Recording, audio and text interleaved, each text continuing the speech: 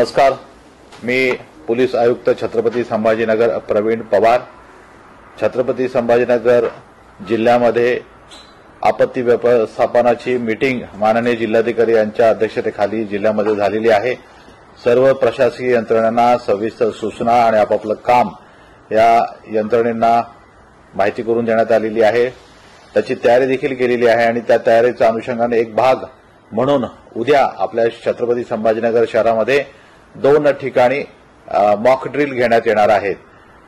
त्यावेळी सर्व शहरातील नागरिकांनी जी काही प्रतिक्रिया प्रशासनातील विविध यंत्रणेकडून असेल, फायर ब्रिगेड असेल, पोलीस यंत्रणा असेल, क्यूआरटी असेल, आरसीपी असेल, पोलीस स्टेशनचे अधिकारी असतील, वैद्यकीय सेवा असतील, त्याचबरोबर जिल्हाधिकारी कार्यालयाची यंत्रणा असेल, त्याचबरोबर आर्म फोर्सेसची असेल, त्याबद्दल संपूर्ण सहकार्य प्रशासनाने करावे ही सर्व नागरिकांना विनंती। धन्यवाद।